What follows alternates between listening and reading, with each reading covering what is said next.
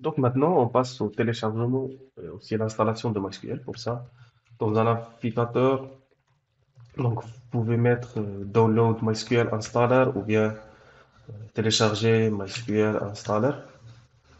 Et par la suite, donc le premier lien que vous aurez, donc vous pouvez soit taper ça dans un moteur de recherche Google, soit vous pouvez taper le lien directement devmysql.com/downloads/install. Par la suite, donc vous pouvez choisir la version que vous voulez, donc soit l'installeur qui est de 4 mégas, donc celui-là va permettre, une fois que vous téléchargez, il va un petit peu télécharger les ressources nécessaires, soit vous pouvez télécharger directement le tout. Et moi, je choisis de faire ça, comme ça, on n'aura pas à attendre pour l'installation. Mais les deux, c'est à peu près pareil. Et par la suite, donc, si vous voulez, donc, vous pouvez vous enregistrer ou vous connecter si vous avez déjà un compte avec Oracle. Et ça va vous être un petit peu utile à chaque fois, peut-être pour accéder à des ressources Oracle, telles par exemple, il y a une interface qui vous permettra d'exécuter du code PLSQL. Donc, je me rappelle plus du nom du site, mais vous pouvez par exemple taper PLSQL Oracle online, comme ça direct. Tout d'abord, donc on va mettre no thanks, just start downloading, ou bien non merci. Et par la suite, donc, si vous voulez, on pourrait voir ça. Donc, PLSQL Oracle online. Juste pour voir ce que ça va me... Ah, voilà, donc c'est liveoracle.com. Ça va vous permettre un petit peu, donc il faudra que vous soyez connecté. Donc ça va vous permettre d'exécuter du code PLSQL propre à Oracle. Euh, Si vous ne voulez pas un petit peu installer Oracle chez vous. Donc maintenant, une fois que le téléchargement est terminé, on procédera à l'installation de notre serveur MySQL.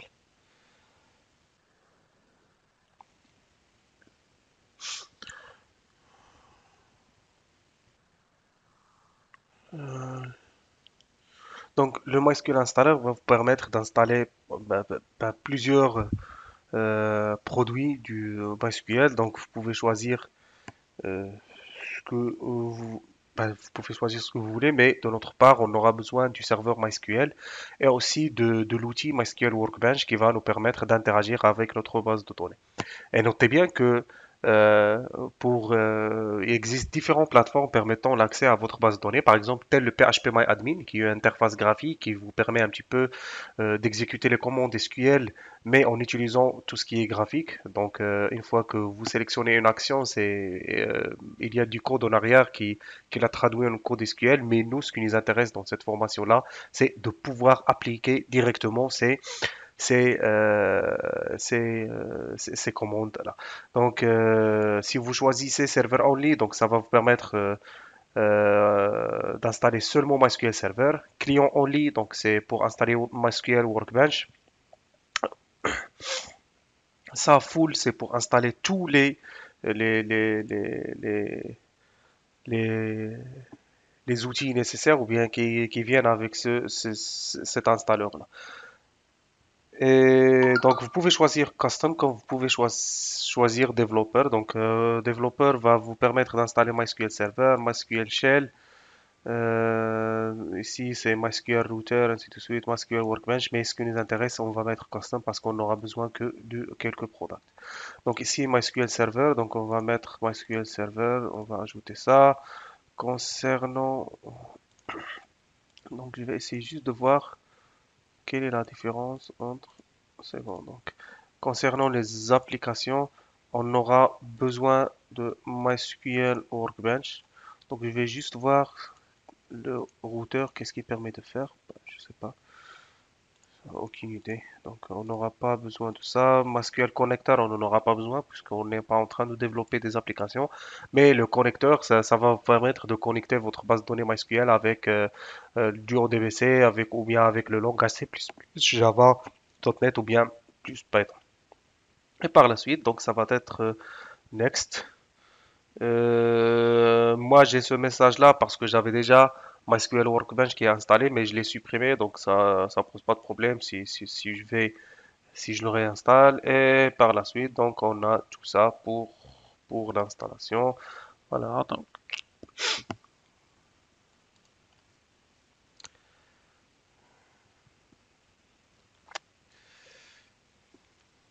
et on attend un petit peu à ce que ça soit terminé pour l'installation. Et par la suite, ça va nous permettre de configurer ce qu'on vient d'installer, surtout pour notre base de données. Donc, on va faire la configuration. Ici, donc, on va sélectionner. Donc, ça c'est Development Computer ou bien ben, PC de développement. Ce n'est pas un serveur et ce n'est pas un serveur dédié. Donc, juste pour dire que c'est un serveur. Pour le port, c'est par défaut 33.6, le port qui est utilisé par MySQL. Et aussi, donc, on va cocher cette case-là. Ça va nous permettre un petit peu de faire la configuration des logins et mots de passe. Et si vous voulez, par exemple, utiliser des mots de passe complexes, donc vous pouvez laisser ça coché comme ça, quand vous pouvez cocher ça, puisque il est installé chez vous et que c'est juste pour l'apprentissage, donc c'est pas, on n'a pas forcément besoin d'un mot de passe et de ce mécanisme de sécurité par la suite. Et vous allez choisir un mot de passe qui vous convient. Donc moi, je mettrai le mien. Et aussi, si vous voulez, donc vous pouvez ajouter un nouveau utilisateur. Donc je vais ajouter un nouveau utilisateur ben, sur toutes les hosts. Et vous pouvez lui attribuer donc un rôle dans votre serveur. Donc voilà, donc moi je vais lui donner le rôle de DBadmin.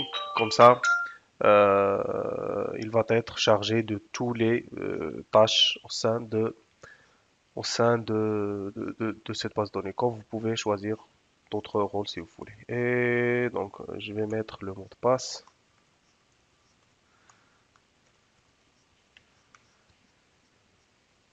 Et voilà, donc ça va être next. Voilà, ça c'est le service name. C'est le service. Si vous tapez par exemple services ici, donc vous allez voir le service qui est exécuté parmi ces services Windows là. Et il aura le nom MySQL 80. Et ça, c'est concernant les logs, slow query log. Donc, s'il y a des requêtes, au cas où des requêtes qui s'exécutent ou bien qui prennent du temps pour s'exécuter, donc ils vont être enregistrés dans ce fichier log ici. Donc, vous pouvez spécifier son emplacement, c'est dans mes documents. Et par la suite, donc bin log, ainsi de suite, ça va être suivant. Server ID, donc on laisse ça comme ça. Et euh, on apply la configuration ou bien on valide notre configuration. Voilà. Et par la suite, c'est terminé. Puis suivant, Start My, on va démarrer le logiciel si vous voulez. Par la suite, c'est terminé. Voilà, ici on a l'interface qui va nous permettre de se connecter avec notre base de données MySQL. Moi, j'ai déjà une instance MySQL qui est installée avec WAMP, mais je ne vais pas l'utiliser. Donc, je vais utiliser une nouvelle connexion. Connection name, par exemple, ça sera être formation Udemy, hostname c'est localhost si vous voulez. Ça c'est le port qu'on avait configuré tout à l'heure. Username, password si vous voulez. Donc je vais mettre le mot de passe qu'on avait mis lors de la configuration de notre base de données. Donc vous pouvez utiliser l'utilisateur root si vous voulez, ou bien quand vous pouvez utiliser l'autre utilisateur. Donc je vais mettre test connection. Normalement ça doit passer. Voilà, donc successfully. Donc la connexion c'est bien établi avec la base de données. Et voilà, donc je vais mettre enregistrer ça. Et aussi, donc puisqu'on avait configuré un autre utilisateur, donc ça tâte format, puis il est mis 2 si vous voulez. Et au lieu d'avoir l'utilisateur root, donc on aura l'utilisateur, ou bien le deuxième utilisateur que j'avais créé. Donc pour le port, c'est toujours le même, le host, c'est toujours la même.